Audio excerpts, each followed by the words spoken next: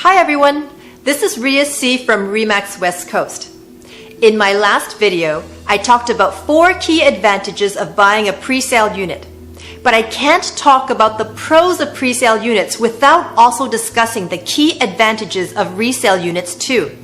These are homes already built and constructed, and that someone buys from a current owner and not a developer. So to be fair to both sides, here are my top 4 advantages of purchasing a resale home. Number 1, you're buying an actual home that exists, rather than a future vision of a property that is going to be built. You can see it, touch it, walk through it. You can check out how the sunlight falls into a room in the morning versus in the afternoon. You can confirm if you actually like the view from the windows and balconies, or if the alleyway dumpsters or nearby highway traffic is just too much of an eyesore for you. You can inspect the workmanship of the home to see if it meets your expectations. Rather than looking at floor plans and pretty images and marketing materials, you can actually measure if the interior of the home is big enough for your needs. You can stand inside and confirm if you like the architectural design or not. I have a friend who bought a pre-sale unit, and she was quite excited about getting the keys of this unit when it was finished. During the walkthrough of her brand new home, she and her family were very disappointed to see that the windows in the living room and bedrooms were about half the size of what she was expecting to see. She said the windows looked like slits in the wall, and they were not letting in as much sunlight stream into the home, and so the unit seemed much darker and gloomier, which was unexpected. She said the uniquely small-sized windows were not shown in the floor plan nor marketing materials at the time. So even though the rest of the home was beautiful, she and her family were not happy with their pre-sale purchase, which was unfortunate. I have also heard of cases where a hallway closet was included in the floor plan, but during the course of getting their construction permits from the city, it was decided to change the positioning of various building systems, and the developer was forced to get rid of that hallway closet in some building units, even though it was promised to the affected buyers. Now, the developer was a reputable one and chose to give some financial compensation to those buyers affected by the missing hallway closet. But they were not legally obligated to do so, because in the sales contract that the buyers signed, it was worded in a way that protects the developer's best interests should there be changes in design and construction. Number 2, you're able to choose when to move in. As part of a deal on a real estate property, the buyer and seller will negotiate the date for closing the deal and when to take possession of the home. From then on, the buyer can choose to move in right away after taking possession, or do a big renovation that takes months. Whatever works best for the buyer and fits into their own plans. Pre-sale homes can be notorious for having the completion date extended by the developer. Depending on when a pre-sale unit is purchased in advance of the construction starting and the type of home itself, a buyer may typically wait 2 to 3 years.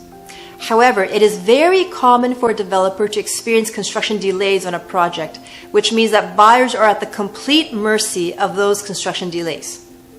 I know of a recent case in the Greater Vancouver area where the buyers of a pre-sale project from a very well-known developer had waited 6 years for the construction to finish and then move in. After waiting 6 long years, many of these buyers have had their personal situations change. And then they didn't really know what to do with the pre-sale unit that they had purchased years ago. Whether it's getting married, having children, or getting divorced, moving out of town for work, going back to school in a different city, elderly parents wanting to move in and live together, whatever the case may be, their initial plans for buying a pre-sale property may not match up with their current living situations and what is actually best for their families now. Number 3. Resale properties can be more affordable. This is because the resale properties can be built in any year, like from the 1960s to 2023. Generally speaking, older properties tend to offer good value in terms of price per square foot. There can be some older condos and townhouses that are absolutely huge compared to strata units built nowadays, and at very attractive prices compared to pre-sales pricing. These older homes are also in established neighborhoods in more central locations, which some people love. Of course, older properties may need some repairs and renovations, and the building itself might look dated. but it's really about what the buyer is willing to accept. So if you don't insist on buying the newest and shiniest home available, and you're okay with the home lived in by previous owners, then there's a good chance you can find something that is better value for the square footage of the home. Or you can find an affordable resale property that was constructed many years ago but has been tastefully renovated by the previous owner. If that's the case, you have the ability to inspect the quality and workmanship before closing the deal. For the most part, negotiating on price is almost expected for resale properties, and some buyers can find some great bargains if they negotiate hard enough. But it's more difficult to negotiate down on price with developers on pre-sale units. Number 4, the financing is more straightforward on a resale unit. When someone gets a mortgage on an existing home, many things should be made extremely clear before they purchase, such as the current interest rates, the buyer's current income and funding sources, and what the mortgage payments will be every month. So the lender will do all the necessary calculations to confirm if a buyer can actually afford the mortgage. If not, then the mortgage will just not get approved, and the buyer will have no risk of defaulting on mortgage payments. Also, as the buyer purchases the resale property relatively quickly, like usually within 2 to 5 months, they can start building their own home equity very soon or move in quickly so that they don't need to pay any more rent money to a landlord. In contrast, when someone buys a pre-sale unit before construction even begins, they may be drawn in by the sales presentation center or the pretty marketing materials and can plunk down an initial deposit to secure a property. But they might not have fully thought through the actual terms of their mortgage in a shifting market 2 or 3 plus years later. Or if they are able to keep having the same income levels for a mortgage approval years down the road when the building finally is completed. So there can be some question marks as to whether a buyer can afford the mortgage when it comes time to complete on a pre-sale unit, because they might have a foggy picture of their future income and mortgage situation. So there you have it, the debate over pre-sales versus resales.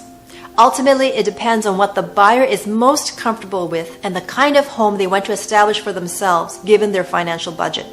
So there's no right or wrong approach. Rather, it boils down to how the buyer wants to reach their own real estate goals.